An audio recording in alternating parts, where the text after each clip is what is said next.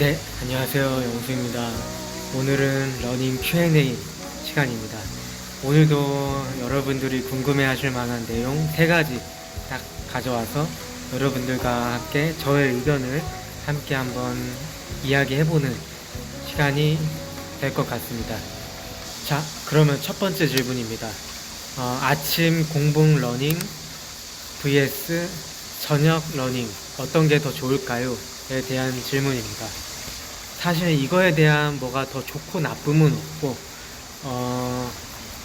무엇보다 중요한 건 각자에게 맞는 시간, 각자가 이제 내가 에너지를 이 운동에 온전히 집중해야 할 수 있는 시간대를 찾아서 그 시간대에 운동해주는 걸 추천합니다. 어떤 분은 또 새벽이 맞을 수가 있고, 어떤 분은 이제 일과를 다 마치고 저녁 또는 밤에 하는 운동이 더 맞을 수 있겠죠. 그래서 딱 이게 좋다라고 정답은 드릴 수 없을 것 같아요. 하지만 각각의 장단점은 있습니다. 먼저 아침 공복 러닝은 지방 연소에 효과적이어서 다이어트에 굉장히 좋고, 그리고 아침에 이렇게 한번 운동을 하고 나면 하루를 좀 더 활기차고 생산적으로 살 수 있다라는 장점이 있습니다. 다만 단점은 좀 배고플 수 있고 조금 에너지가 떨어진 상태에서 운동을 해야 된다는 점, 이 부분이 좀 단점이 아닐까 싶습니다. 그리고 저녁 운동의 장점은 이제 하루 동안 몸을 많이 움직이고 쓰면서 체온이 많이 올라가 있고 이 관절이나 뼈나 또는 근육 이런 부분에 조금 이미 워밍업이 돼 있는 상태일 거예요. 이미 관절 근육들이 이미 유연해지고 운동을 시작하기 딱 좋은 컨디션이 돼 있을 시간이어서 그 시간대에 이제 운동을 하게 되면 아무래도 퍼포먼스나 기록 향상에 많은 도움이 된다고 생각합니다, 저는. 한 단점으로는 물론 저녁 먹기 전에, 퇴근 후 저녁 먹기 전에 운동을 하고 저녁 먹는 루틴이면 좋은데, 이제 퇴근 후 저녁을 먹고 소화시키는 시간이 있어야 되니까 한 8시, 9시 정도에 훈련을 하게 되면 이제 훈련을 하고 에너지를 채워야 되잖아요. 그때 이제 식사 시간이 다소 늦어지다 보니까 좀 수면 시간이랑 좀 너무 그 텀이 이렇게 짧아지니까 그것까지 소화시키고 자는 데까지 이런 좀 시간이 좀 걸린다. 따라서 좀 불편할 수 있다라는 점이 좀 단점인 것 같습니다. 두 번째 질문입니다. 러닝 전후 스트레칭은 어떻게 해야 하나요? 에 대한 질문을 받았습니다. 먼저 러닝 전에는 심장이나 관절이나 근육이 몸이 깨어있지 않는 상태에서 운동을 하게 되면 당연히 이제 부상 위험도 높아지고 퍼포먼스도 잘 나지 않을 겁니다. 그러므로 이제 러닝 전에는 이제 몸의 신경을 좀 깨울 수 있는 그런 스트레칭을 해야 하는데, 그래서 러닝 전에는 동적 스트레칭을 추천합니다. 동적 스트레칭의 팁은 이제 러닝 중에 가장 많이 사용되는 고관절을 위주로 최대한 많이 움직여주기, 이게 하나의 팁입니다. 그리고 고관절, 발목, 무릎 위주로 다양한 각도로 풀어주고, 그리고 러닝은 결국엔 두 다리로 뛰는 운동이지만 상체도 개입이 될 수밖에 없습니다. 팔치기를 하고 또 목의 움직임도 있기 때문에 상체도 이제 갈비뼈 위주로 어깨 돌려주고, 그리고 가슴도 열어주고, 그런 스트레칭도 같이 뒤에 살짝 마무리 하듯이 병행해주면은 좀 더 러닝함에 있어서 퍼포먼스도 올라가고 부상 위험도 감소시킬 수 있으니 순서는 이제 고관절 위주로, 메인이 고관절을 완벽하게 풀어줘야 돼요. 고관절, 무릎, 발목을 메인으로 풀어주고 상체도 가볍게 풀어준다. 운동을 이제 러닝을 다 마치고 나서는 이제 러닝을 하다 보면 이제 근육이 이제 수축되고 타이트해지고 할 텐데, 이제 러닝 후에는 이 타이트해지고 이 수축된 근육을 풀어주는 스트레칭을 해야 합니다. 그래서 러닝 후의 스트레칭은 좀 이런 근육을 좀 늘려주는 스트레칭을 위주로 실시해야 합니다. 예, 이 스트레칭도 마찬가지로 하체, 대퇴사두근, 햄스트링, 종아리 위주로 늘려주고, 그리고 요 고관절에 붙어있는 여기 중둔근이 이제 러닝에서 좀 사용되는 비중이 많이 높은데, 중둔근도 풀어줘야 됩니다. 중둔근과 이상근. 예를 들어서 다리를 이렇게 지금 사자로 해놓고 그 상태에서 상체 이렇게 숙여주면 여기 오른쪽 중둔근이 이렇게 당기는데, 그 오른쪽 중둔근을 스트레칭하고 왼쪽도 같이 해주고, 그래서 정처 스트레칭은 약 10초에서 15초 정도로 해주면 좋을 것 같아요. 각 부위당 10초에서 15초씩 2에서 3세트 이렇게 해서 운동 끝나고 5분에서 10분 정도 딱 투자해 주시면은 근육 회복에도 굉장히 도움이 되고, 다음 운동할 때 좀 퍼포먼스 측면에서도 많이 좋아지실 거라고 생각합니다.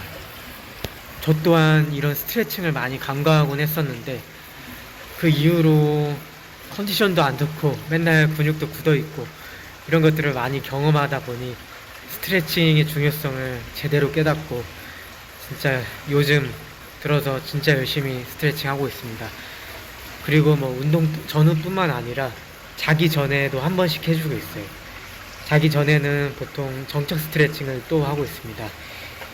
이제 저녁 이후로는 사실 움직일 일이 많이 없어서 거의 집에 있는 비중이 높다 보니까, 그러면서 이제 근육도 점차 굳어지기 마련이고, 그리고 내일 아침에는 운동을 또 해야 되고 하니까 자기 전에 한 번 더 정적 스트레칭, 하체를 포함해서 상체도 같이 이렇게 한 번씩 늘려주는 스트레칭을 하고 수면을 하는 편입니다. 그래서 스트레칭은 저는 총 3번을 하네요. 운동 전, 운동 후, 자기 전. 네, 이렇게 하고 있습니다. 여러분들도 꼭 이 루틴대로 해보시기 추천드립니다. 3번째, 마지막 질문입니다. 러닝 실력을 키우는 꿀팁에 대한 질문을 받았습니다. 꿀팁이라면 뭐가 있을까? 저희 경험을 한번 살려서 얘기해 보겠습니다. 먼저 러닝의 기록을 향상시키기 위해서는 저는 이걸 먼저 배웠어요. 8대2 법칙이라고 해서, 아마 러닝을 많이 하시는 분들이라면 다들 알고 있는 방법인데요. 이제 훈련의 80%는 조깅, 그리고 나머지 20%는 포인트 훈련을 하는 것을 말합니다. 이제 러닝 실력을 키우기 위해 매번 숨이 차게 달릴 필요가 없습니다. 그래서 훈련의 80%는 조깅을 가져가야 된다는데, 조깅은 이제 전투 조깅이라고 하죠. 이제 약간 숨은 차지만 옆 사람과 대화는 가능한 정도의 수준으로, 약 심박수 기준으로 120에서 135까지 수준으로 조깅을 뛰어주는 것을 메인으로, 가장 80% 이상을 그걸로 매일 가져가지고, 거리는 이제 본인의 컨디션 또는 스케줄에 맞게 조정해 주시면 됩니다. 그리고 나머지 이제 20%는 포인트 훈련을 해야 이제 나의 스피드와 조금 더 실력을 키울 수 있는 훈련인데, 그 20%는 뭐 예를 들어 좀 나의 마라톤 지구력을 키울 수 있는 템포런, 그리고 스피드를 키울 수 있는 인터벌, 그리고 나의 한계를 계속 뚫고 성장할 수 있는 TT 훈련. 대회를 대비해서 대회를 나가다 보면 이제 어필도 있고 다운힐도 있는데, 그거에 맞게 다운힐, 어필 훈련 등이 있고, 그리고 제가 저번 영상에 올렸던 노르웨이 4곱하기 4, 이제 나의 최대 산소 섭취량을 늘리고 더불어서 스피드도 같이 향상시킬 수 있는 그런 포인트 훈련들을 통해서 나의 좀 한계점을 뚫는 그런 포인트도 같이 병행해 주어야 합니다. 그래서 여기 이론으로는 8대2로 나와 있지만 저는 주에 6에서 7회 운동한다 했을 때 조깅을 5회 일주일에 5번 가져가지고 이제 한 번, 주에 한 번 또는 2번을 포인트 훈련을 합니다. 저는 이 비율이 딱 맞더라고요. 그렇게 해야 이제 일주일, 2주, 3주, 한 달, 6개월, 1년을 꾸준히 할 수 있기 때문에 저는 그렇게 하고 있습니다. 그리고 조깅이 중요한 게 평소 조깅을 꾸준히 해줘야 이런 가끔씩 있는 이벤트, 포인트 훈련이 이벤트라고 하면 그 이벤트를 좀 더 잘 할 수 있도록 만들어줍니다. 그래서 조깅으로 이 기초 체력을 만들어 놓고 이제 포인트 훈련으로 한 번에 강하게 훈련해야 하는 것이 중요합니다. 그래서 조깅은 천천히, 포인트는 훈련은 강하게, 이게 핵심입니다. 그리고 또 하나 꿀팁은 케이던스에 대해 얘기를 한번 해보겠습니다. 케이던스라고 해서 1분 동안 발이 이제 지면에 닿는 횟수를 말하는데, 이게 가장 마라톤에 있어서 이상적인 횟수가 170에서 180회라고 합니다. 그 이유는 케이던스가 160, 150으로 이렇게 떨어지게 되면 그만큼 보폭이 크다는 얘기니까, 보폭이 크면서 발이 지면에 닿는 횟수가 적다는 얘기잖아요. 그렇게 되면 그만큼 몸이 지면에 떠 있는 시간이 많다는 얘기니까 무릎과 발목 관절에 충격이 많이 가는 주법이라고 할 수 있습니다. 그래서 케이던스를 좀 높이기 위해서는 약간 걷듯이 뛰라고 다들 말씀하시는데, 발이 지면에서 많이 떨어지지 않게 이 상하진폭이라고 하죠. 상하진폭을 약간 이런 느낌보다는 잔발로 가듯이 이런 느낌으로 가야 케이던스도 높아지고 좀 더 지치지 않고 오랫동안 달릴 수 있는 주법이라고 합니다. 그래서 이제 가민워치나 스마트워치나 러닝 어플에는 있을지 모르겠지만, 가민워치에는 이제 그 케이던스도 다 데이터가 나오니까 이게 조깅을 해보면서 나의 케이던스를 분석하고 이게 170에서 180보다 좀 아래에 있으면은 그 잔발로 뛰는 연습, 평소 조깅 시에 보폭을 좀 줄이는 연습을 해서 마라톤에 최적화된 보폭을 만드는 것을 추천합니다. 이게 별거 아닌 것 같지만 이 거리수가 늘어나고 뛰는 시간이 늘어날수록 이 차이가 누적돼서 이제 기록과 직접적으로 연결되기 때문에, 이런 특히 입문자 초보자 때 이런 사소한 습관 하나를 제대로 갖추면은 나중에 러닝 실력도 계속해서 증가할 수 있는 그 발판이 되기 때문에 이것도 하나의 꿀팁으로 한번 얘기 드리겠습니다. 그리고 마지막 꿀팁은 바로 체중 관리입니다. 우리가 보통 달릴 때는 자기 체중의 3배에 달하는 충격이 발에 전달된다고 합니다.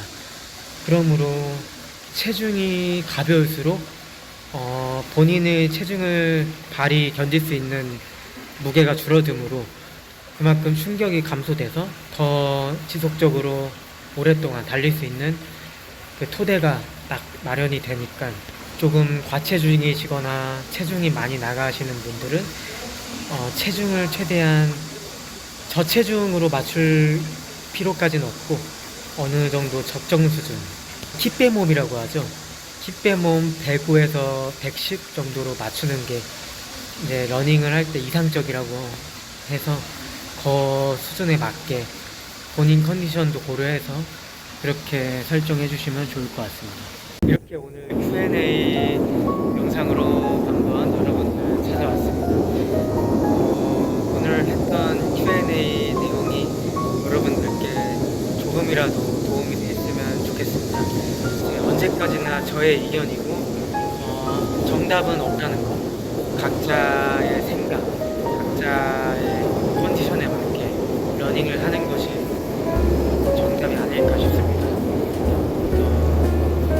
이야기는 참고 정도만 해주시고 여기서 좀 얻어갈 수 있는 정보는 빨리 흡수해 가시고 그냥 제 이야기에서 조금이나마 얻어갈 수 있는 정보가 있었다면 저는 그걸로도 만족합니다.